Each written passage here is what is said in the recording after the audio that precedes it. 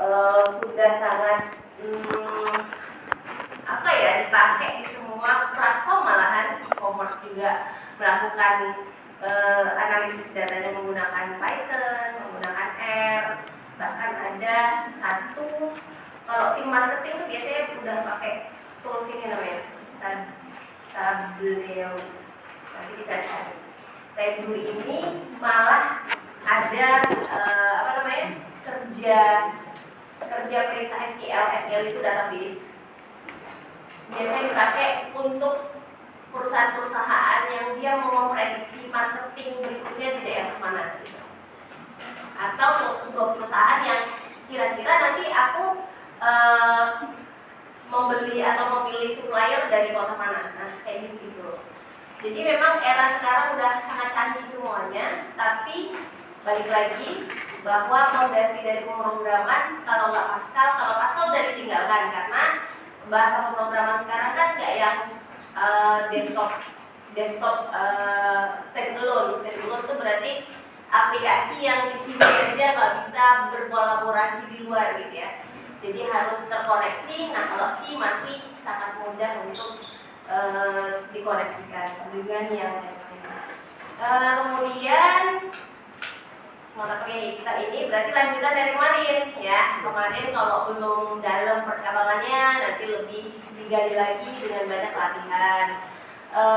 Terus percabangan pengulangannya kemarin masih belum dalam, didalemin lagi, nanti bakal banyak lagi latihan. Nah nanti kan ketemu praktikum, disitulah kalian harus memanfaatkan momen itu. Oh ya, udah ada yang pernah kenal dengan saya? Belum ya? Saya duduk aja nggak apa-apa ya? Yang belum bisa lihat? Oke. Saya itu nama lengkapnya udah tahu ya? Nah ini baru tahu tuh. Jangan berdusta beneran. CS. Ya.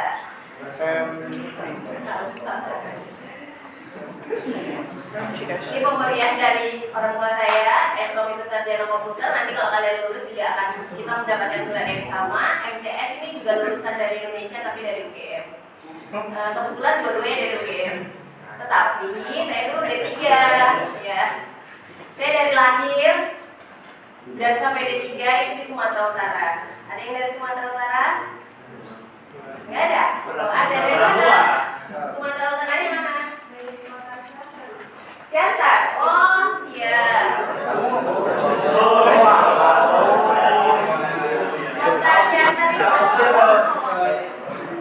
Ini kalian kita sekarang kita berada di mana? Di kota apa? Kereta. Jadi kita buat sekarang ya.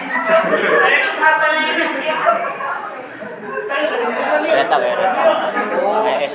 Saya ulangi lagi, ini Google Maps-nya udah mulai stabil dulu. Kita sekarang di kota mana? Jogja. Sleman.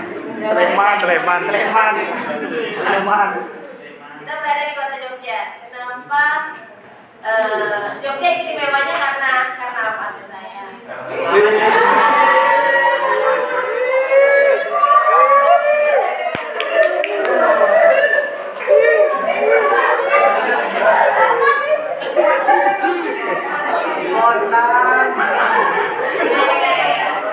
Karena kita memang harus banyak-banyak makan gudeg ya, supaya semakin sayang. Jadi Jogja itu terkenal kota pelajar ya, sama dengan Siantar. Siantar itu kota pelajarnya Sumatera Utara. Jadi banyak sekolah unggulan di sana. Mungkin yang tadi angkat tangan alumni sekolah unggulan ya? Iya? Enggak? Biasa aja. Jadi saya sempat juga lulus S1. Lulus dari S1 UGM, saya balik ke kota Binjai. Salam dari Binjai. Tapi saya nggak mau jogging sport di sana. Kalau lihat komika ada namanya Indra Jegel tahu? Ya. Udah Binjai, kami dekat. Atau pernah lihat YouTube channel YouTube Mak Betty? Ya. Nah itu gang kami sebelahan. Tangga kami itu gangnya. Betty. Beda kelurahan ya. Jadi Binjai itu ternyata kemana-mana orangnya ya kan. Masuklah ke Amikom, ketemu kita berarti kita jodohnya. Jodoh sebagai dosen dan mahasiswa. Oke. Saya dapat ijazah dari BM, balik ke Sumatera Utara, ditawarin teman saya, ayolah bantu abangku ngajar di Siantar itu. Karena lihat ijazahnya UGM Jogja, saya nggak dites dong. Saya nggak dites tuh kayak keberuntungan banget, padahal saya yang paling bodoh banget di UGM gitu ya. Ya itu cuma unsur keberuntungan. Jadi kadang orang yang cerdas kalah dengan orang yang bejo ya. Bejo nih. Ya, tapi ketika kita menjadi orang yang bejo, jangan kebablasan, tetap harus menggali potensi diri. Kemarin ikut PSU kan pada saat mau masuk Amikom? Iya. Udah ketemu jati dirinya? Udah bisa mendefinisikan kelemahanku apa, kelebihanku apa? Saya itu tahu PSU ketika saya diterima jadi dosen di Amikom. Jadi dulu saya nggak tahu apa kelebihan saya, pokoknya saya jalan aja. Bapakku bilang kau harus kuliah, betul, jalan aja. Babak belur, mau lulus D3 babak belur, sampai kursus pemrograman waktu itu Visual Basic supaya saya bisa lulus. Karena D3 kan outputnya harus bisa bikin produk, gitu ya, aplikasi. Jadi harus bisa memahami, menguasai, karena ujiannya itu ditanya terkait dengan kode program, semua pertanyaannya di situ. Babak belur lah gitu ya. Ya udah saya jalanin. Saya nggak tahu kekuatan saya apa, tapi in the end ketika saya bergabung di Amikom, akhirnya saya bilang gini kepada diri saya, ya oke lah Erni, kamu memang kayak keberuntungan pun kadang-kadang menghampiri, kadang-kadang enggak, pinter juga enggak, tapi ternyata mentalmu luar biasa. Nah, ketika udah punya mental itu tadi, tahu ilmu teoritisnya bahwa seseorang itu harus paham keunggulannya apa, kelemahannya apa. Saya kelemahannya kurang bisa memanajemen waktu. Jadi kalau one time saya boring, itu hancur semua planning. Itu nggak bisa manajemen tuh. Tapi kalau mood, apa aja jadi, bisa jadi emas gitu. Jadi saya udah yang heboh banget tuh, bisa jualan Oriflame lah, jualan pulsa, pokoknya bakul saya itu. Dan SD saya udah ada apa ya yang bisa kuhasilkan, karena orang tua saya nggak kasih uang saya jajan yang banyak, jadi sehari 100 rupiah, jadi mungkin itu mental saya diasah sampai di Amikom. Saya lihat ternyata begitu, dan alhamdulillah impactnya positif.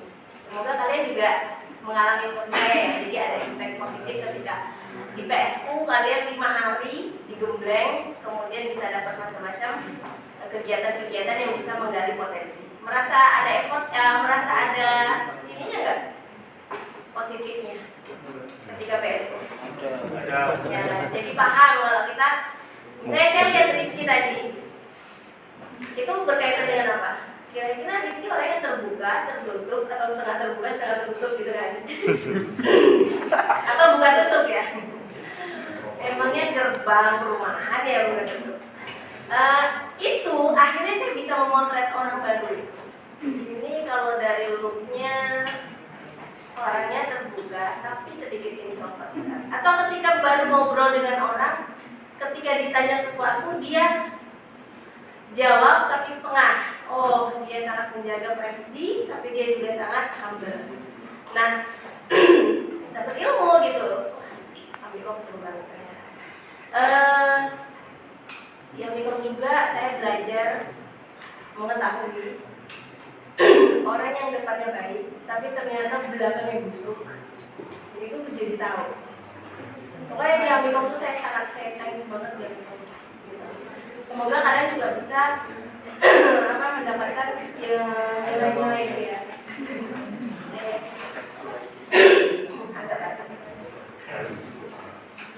Kemudian saya sudah punya suami. Suaminya asli Sulawesi Selatan, Makassar. Ada yang dari Sulawesi Selatan? Ada? Ada. Ketemunya ketika kuliah S2 dan tidak pernah satu kelas. Satu kelasnya pada saat semester terakhir. Kalau S2 itu kan cuma cuman paling nggak 2 semester udah bisa lulus. Saya tuh lulus kuliah masih 3 semester karena banyak mata kuliah yang harus saya ambil. Kemudian di semester ketiga itulah kami satu kelas di satu mata kuliah yang saya nggak tahu dia siapapun. Tiba-tiba teman-teman saya bilang, ada yang kirim salam siapa? Gitu, penting banget gitu ya kan. Nggak boleh gitu sih ya, nggak boleh gitu. Ya udah, tapi nggak pacaran karena dia sudah dewasa juga. Ya, S2 lah. Ridhonya Allah aja gitu. Saya nggak pacaran. Udah pada kerja ya. Sekarang kami sudah punya 3 anak perempuan. Yang pertama usianya 12 tahun. Yang kedua yang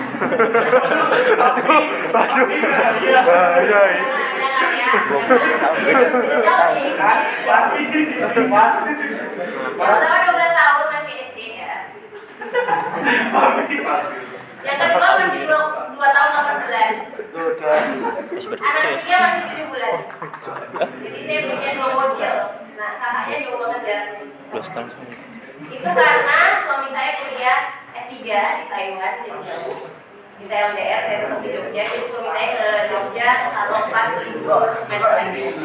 Atau ya libur summer kayak gitu ya dari jadi kita tahu pada saat pandemi dikasih rezeki sama Allah, dikasih 2 anak. Itu tentang saya. Nah, bidang minat saya dari kuliah itu bidangnya artificial intelligence. Pernah dengar? Yes, bukan. Jadi AI bukan Adobe Illustrator. Justru saya belum pernah pakai Adobe Illustrator, tetapi bimbingan skripsi saya mereka pakai tools Adobe Illustrator karena memang tema skripsinya multimedia.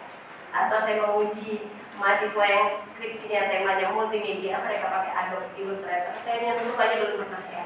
Jadi artificial intelligence ini yang ternyata sampai sekarang jadi sangat booming karena eranya deep learning. Kenapa sih deep learning? Karena komputer itu harusnya bisa seperti manusia. Kita bangun tidur aja langsung ditanyain, kamu tadi udah mandi belum? Bisa jawab gitu ya.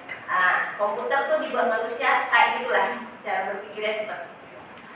Cuma kalau manusia ada lupanya, kalau komputer nggak ada lupanya karena dia akan menyimpan dengan konsisten apapun histori yang pernah dimasukkan. Itu keunggulannya mesin. Kenapa perlu bantuan mesin untuk mengadopsi pola pikir manusia?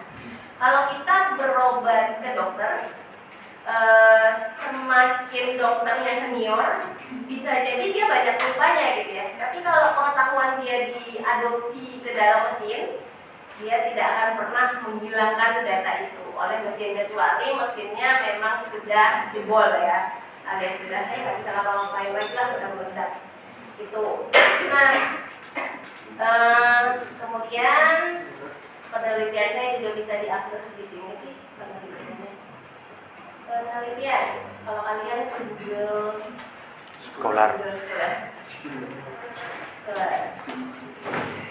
Di sini nanti kalian bisa cari.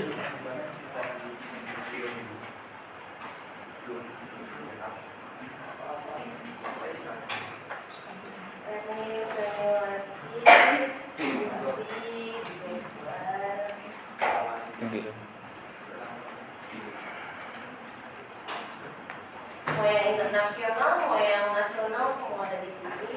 Baru ada 31 publikasi.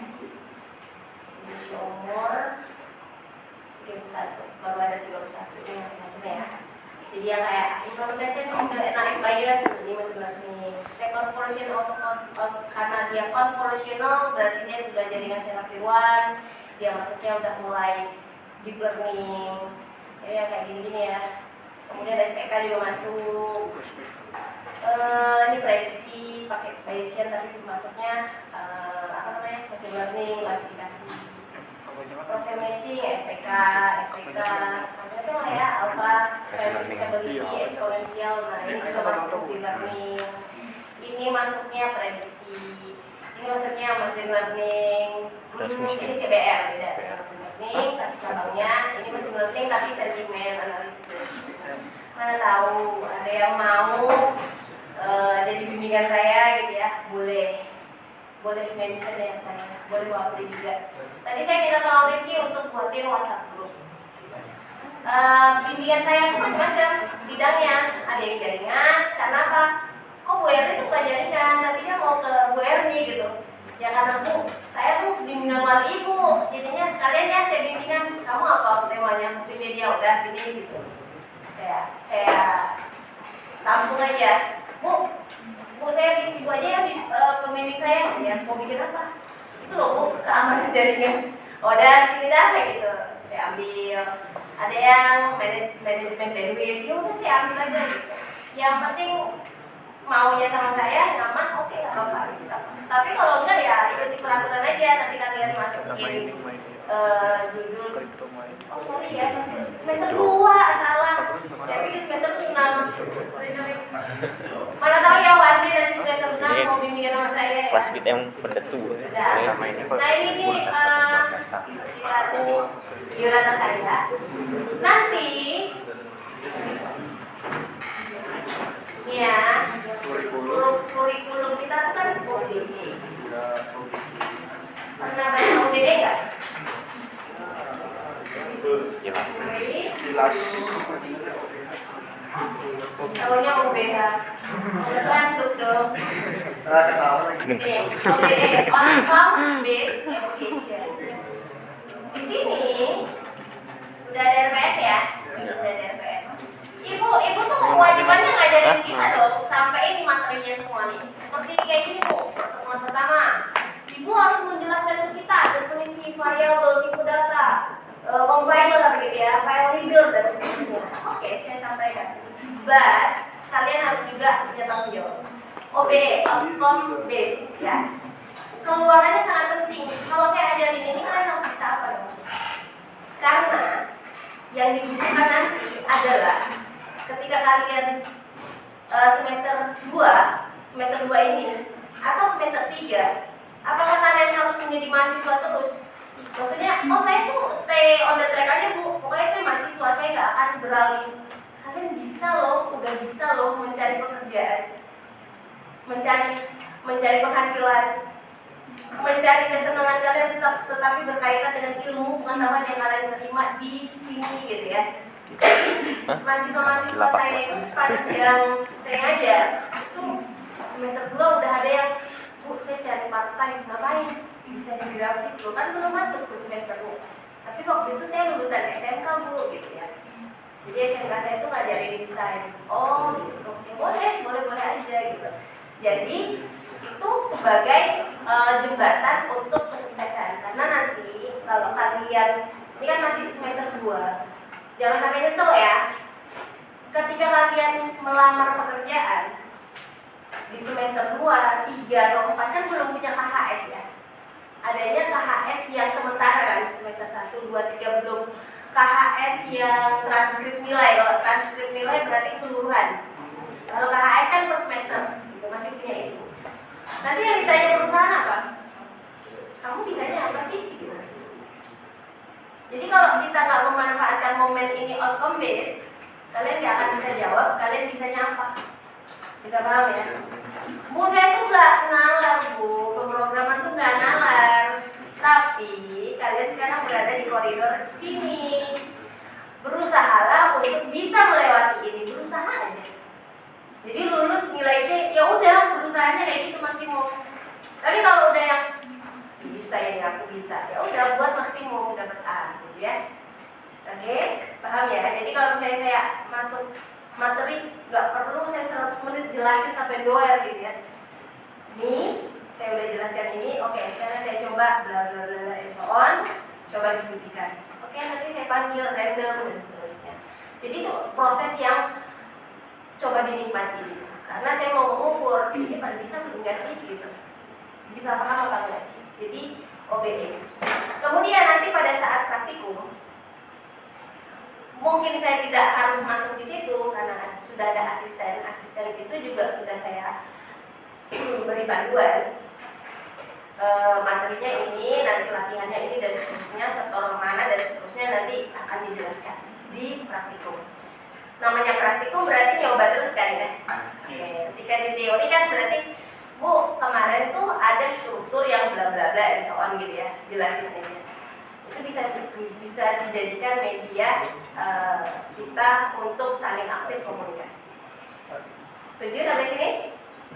Ya, bisa jadi pertemuan teori di Rabu sekarang full teori saya berikan, nggak ada tugas nih Bu, nggak ada. Nanti Rabu depan datanya. Jadi Rabu depan kita cuma presentasi doang gitu. Nah itu sangat biasa. Atau fleksibel.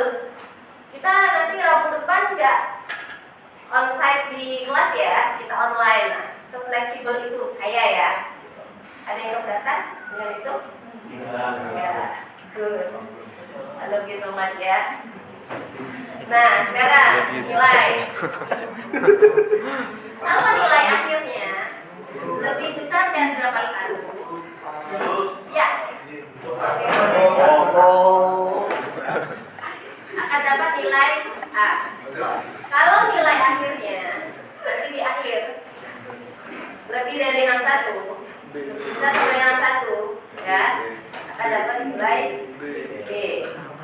Nah, kemudian kalau nilai akhirnya lebih besar sama dengan 21, Baru beli gini. akan Sama dapat lagi. Pukulin Hah? Pukulin mana? dapatnya C. Nanti kalau nilai akhirnya lebih besar sama dengan 21, dapatnya D. Baru tahu langsung kartu Nanti gitu. kalau nilai akhirnya lebih besar dari 0, nanti dapatnya E. Gitu. Kalian bebas mau pilih menu yang mana, A, B, C, D atau E. Ya. Kalau E gampang. Kalau E gampang. Gak usah masuk. Masuk aja 2 kali, setelah itu enggak, nanti UTS ikut aja sekali. Terserah mau apa aja bisa. Pasti dapat E. Gampang ya? Gampang Enggak banget. modal banget lah pokoknya, gampang. Gampang banget. Semangat ya. Kalau E juga gampang ya. Pokoknya ikutin salah satu UTS atau UAS. Itu nilainya akan dikeluarkan. Tapi kalau nggak ikut keduanya, nilainya nggak akan dikeluarkan walaupun itu E. Tapi kayaknya sekarang sistemnya maksa. Dia nggak ikut UTS, nggak ikut UAS. Ketika dosennya setor di webnya dosen, dia nggak mau kalau kosong. Tetap harus ada E. Gitu ya. Ternyata E jadi dipermudah sekarang. Nggak ngapa-ngapain, tetap aja E gitu ya. Ya udahlah, tidur-tiduran aja di kos ya, tetap E. Kalau mau, aduh Bu, saya kan manusia ya, harus adalah kegiatan saya dikit-dikit ya. Udah datanglah ke kampus gitu ya, kita say hello sebulan sekali ya kan. Dan perkuliahan kita berapa ya?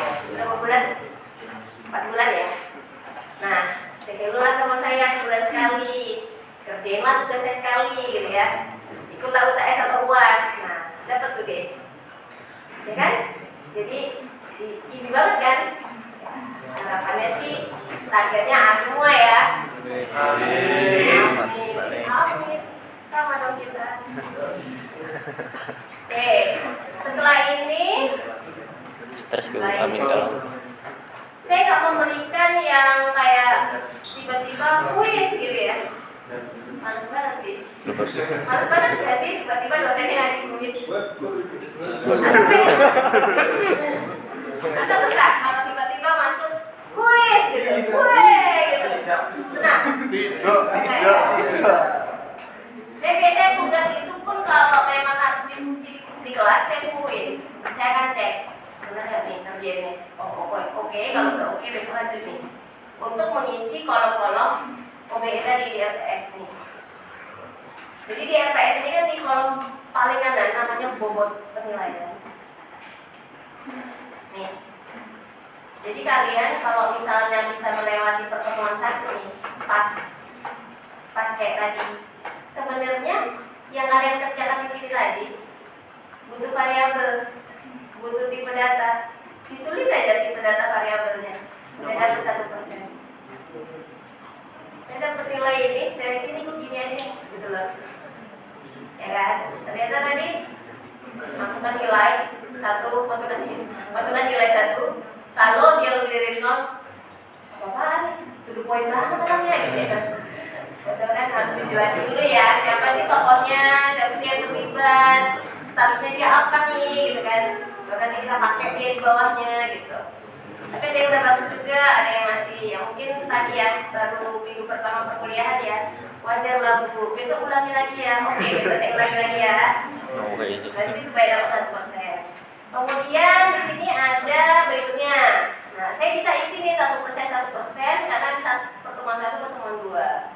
Kemudian nanti ketika UTS kan ada 1% sampailah tiba di pertemuan ke 8 ya, 1%, nanti saya rekap tuh setengah semester kalian itu lulus atau enggak gitu kan. Itulah OBE tadi nih. Kalau ada yang nggak lulus berarti nilainya 0 gitu. Dari mana saya tahu yang lulus atau enggak? Ya itu tadi, misalnya kalau kalian kerjain ini kan saya beri nilai bukan 1. Kalau dia benar berarti saya kasih nilai 100. Logikanya benar dari awal sampai akhir. Berarti ada tokohnya jelas, ada berapa variabelnya, tipe data untuk variabel itu apa, kemudian aturan percabangannya seperti apa. Dia pakai apa nih? Pakai if atau pakai switch case gitu ya. Kemudian atau pakai if else. Nah, kalau dia oke semua berarti 100. Akan diambil 1% dari 100 itu. Jadi nggak saya kasih nilai 1, 2, enggak. Kemudian mungkin nggak Bu, yang dari sini tadi dapat nilainya 5, ya mungkin, berarti akan 1% dari 5 gitu cara hitungnya. Kemudian begitu terus sampai nanti terakhir. Nah, ending dari semua ini saya rangkum di sini. Nah, final project ini kelompok yang dimana masing-masing kelompoknya Indonesia itu kan warga negaranya banyak ya, 270 juta penduduk gitu ya, 290 juta penduduk. Tapi di Amikom kelas 23 S1 SI 04 ada sekitar kurang lebih 45 sampai 50 orang gitu ya. Maka Bu, kita tetap azasnya gotong royong gitu ya. Gotong royong sih nikmat sih ya, tapi karena untuk keilmuan, untuk mengasah atau memfokuskan skill kalian itu bisa dipertanggungjawabkan atau enggak. Jadi minimum maksimum masing-masing kelompok ini 2 orang. Karena kalau 3 orang, yang satu nanti cuma jadi tim hore gitu ya. Tim religi, konsumsi, transportasi, nah kasihan nanti dia. 2 aja gitu ya. Asik juga kan kalau berdua misalnya ke workspace gitu. Table-nya nggak harus yang luas, berdua aja. Bu boleh berpasangan nggak? Sebentar. Berpasangan gimana? Laki-laki perempuan gitu ya? Boleh. Ntar cinlok.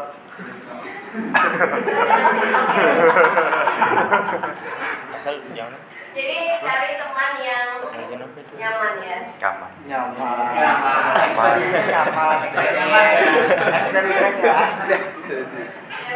ya. Nanti ketika nyaman-nyamannya ditinggal gitu ya. Tight ya. Nah, nanti untuk UTS targetnya dari final project, berarti setengah final project. Bikin apa? Setengah final projectnya itu maksudnya sudah fix judulnya, alur algoritmanya, ya algoritma kalau nanti seterusnya. Kemudian di sini ada tujuan memilih kasusnya apa, alur algoritmanya. Nanti ketika UAS berarti full MP. MP yang dimana ini nanti sudah komplit program komplit. Memang sih saya nggak mengharuskan harus datang dong gitu ya. Tapi yang datang aja pun belum tentu paham ya, apalagi yang datang gitu.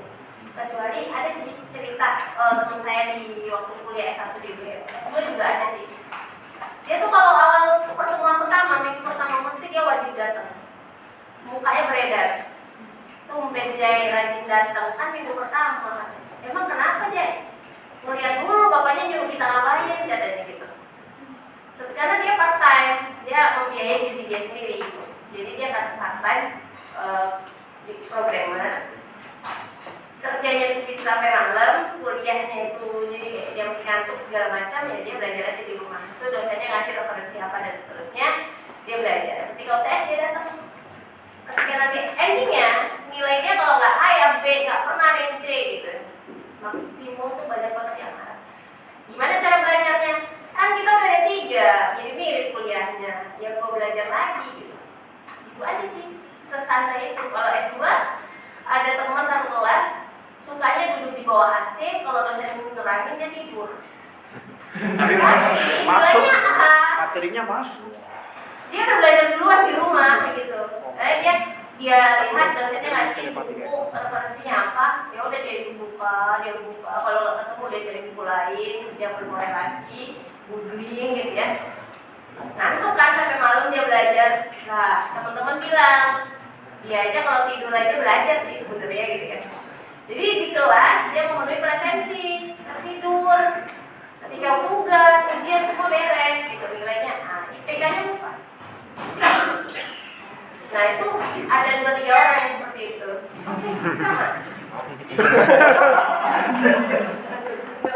Takut banget dari dulu ya. Jujur itu bagus. Kalau yang kayak gitu tadi nggak apa-apa ya, nggak apa-apa. Tapi kalau yang kalian bukan jenis yang seperti yang saya jelaskan tadi, tolong effortnya ya. Karena dulu saya masuk ilmu komputer itu bukan pilihan saya pengennya diplomat, pengennya kerja di diplomat. Karena saya ambil sastra Jepang.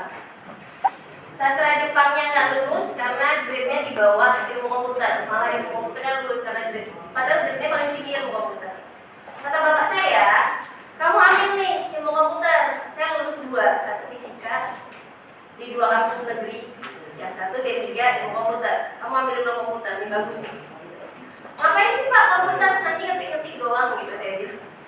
Enggak, kamu bukan sekretaris, kamu ilmu komputer kata bapak saya. Padahal bapak saya cuma lulusan SMK waktu itu, tapi udah di PNS kan zaman dulu ya. Udah, saya ikutin aja pas masuk. Wah, Pak kayaknya aku nggak usah kuliah Pak. Sampai kali otak aku Pak, kenapa?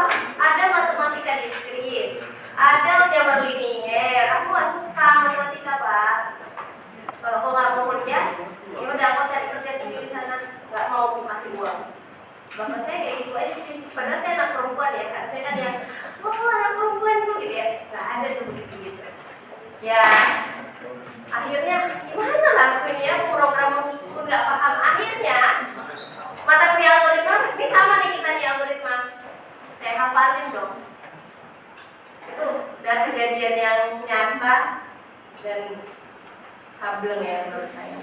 Tapi daripada saya nggak dapat nilai lulus, saya hafalin semua soal latihan yang pernah diberikan ke dosen, ya buku catatan kan banyak. Saya hafalin soalnya apa, kodingnya apa. Ya saya dapat nilai B+ gitu dari hasil hafalan. Saya nggak paham. Saya pahamnya ketika saya udah masuk S1. Ketika saya kuliah S1, masuk ke UGM kan itu dia tuh tes 1/3 tuh saingannya. Ketika masuk di situ baru lihat teman-teman, wah gila nih belajar kayak gini. Terus mereka yang ini, kamu mau ikut gabung nggak? Kan kita mau UTS nih 2 minggu lagi, mau ikut gabung nggak belajar? Ayo di rumah ini, besok di kosnya ini. Loh kok baik banget sih? Kok nggak kayak teman saya di Medan ya? Di Medan tuh, udah selesai tugas, nggak ada, nggak selesai, nggak kasih contek kau gitu. Jadi pelit banget sih makan apa gitu ya. Pelit banget jadi orang makan apa? Mana ini Pak? Tapi ketika di Jogja saya menemukan atmosfer yang sangat berbeda. Disitulah saya, wah ternyata D3 dulu dosen itu tuh ngomong ini sama maksudnya gitu. Jadi kayak sorting, bubble sort, quick sort, segala macam. Ya ampun, aku tuh 3 tahun ngapain ya dulu di Medan itu. Tapi bisa lulus, saya tuh bisa lulus dengan IPK di atas 3 juga gitu. Ya tadi luar biasa kegilaan yang saya lakukan gitu, karena saya nggak paham, apalagi matematika itu. Nah kemudian di S1 juga ketemu matematika, S2 ketemu matematika lagi, dan saya suka matematika enggak. Tapi saya penasaran, ini rumus ini bisa dipakai untuk apa ya? Oh ternyata pakai gini, oh cara bacanya gini. Ketika udah tahu, lama banget di sini. Tapi kalau diajarin orang, ini kamu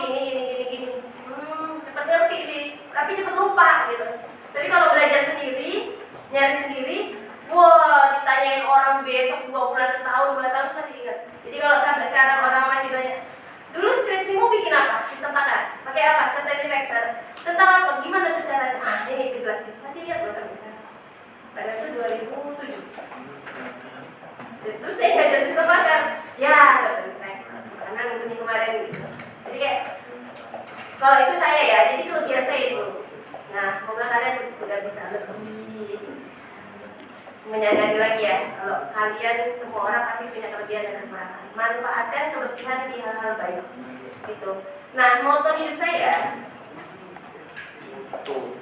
dalam keadaan sehat selalu manfaatkan waktu untuk melakukan hal bermanfaat. Karena kita nggak tahu, karena saya merasakan hari ini sehat banget. Besok aja ini dikerjain, besok sakit.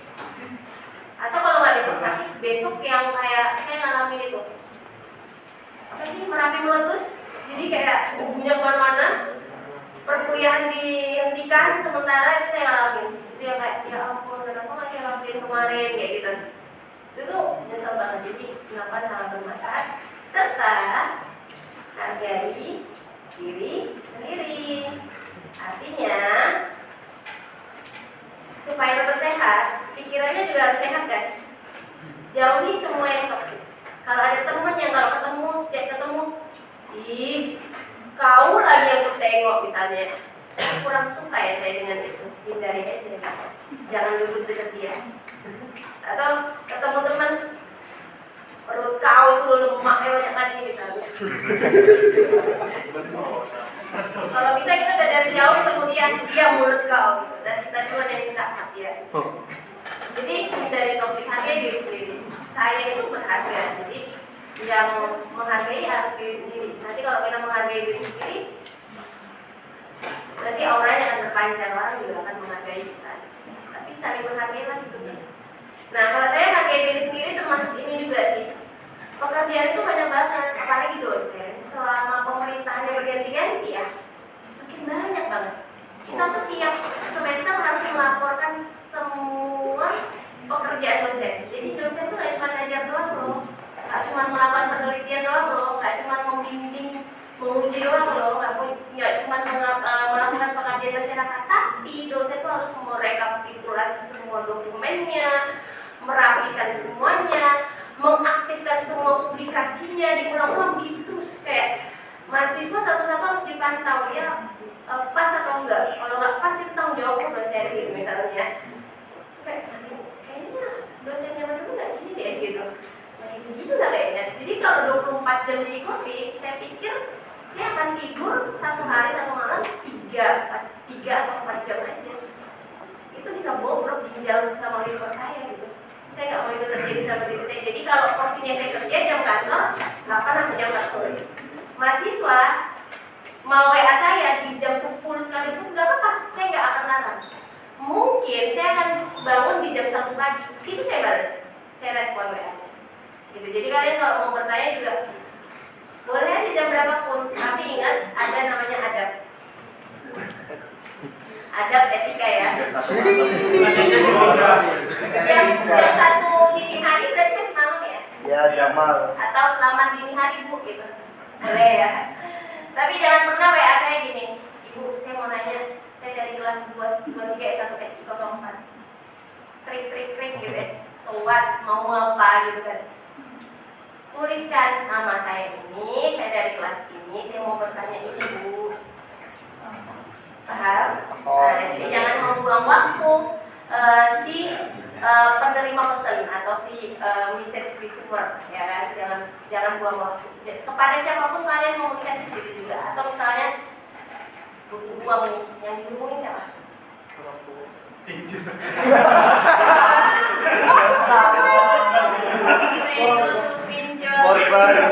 Korbannya ini korban pinjol. Gue pinjol mengerikan. Yang kaya Cina ya kan. Itu semuanya investornya Cina, duitnya Cina tuh ya. Nah itu kalian kalau saya butuh uang mungkin ke bapak atau ibu. Pak, sehat gitu. Ada mau jadi. Basi banget ya. Aja Pak, aku tuh kayak gini sehingga aku begini selesai. Jangan buang waktu, jangan membuat penerima pesan itu berspekulasi dengan pikirannya, karena itu menjadi hal yang tidak baik gitu ya.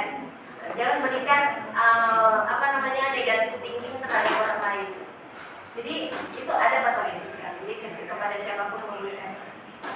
Tapi kadang kalau saya bercanda sama guru saya, masih hidup kok gitu. Ya salah ya. Oi, baru lihat kok hari ini masih hidup kau. Itu biasa saya. Tapi jangan bilang contoh lah kalau nyapa saya gitu. Lihat nih, selamat siang masih hidup kok. Janganlah. Itu pun saya begitu kepada teman yang memang sudah kerabatannya dekat gitu ya. Ya, jadi kalau dialek saya itu masih susah. Sebenarnya bapak saya asli Jogja. Gatak sana Godean ke barat. Tapi saya ngerti ke Jogja karena saya kuliah S1 di Jogja. Terus balik ke Sumatera, kerja 2 tahun, ngumpulin duit, lumayan jadi orang kaya waktu itu. Kuliah lagi S2 gitu.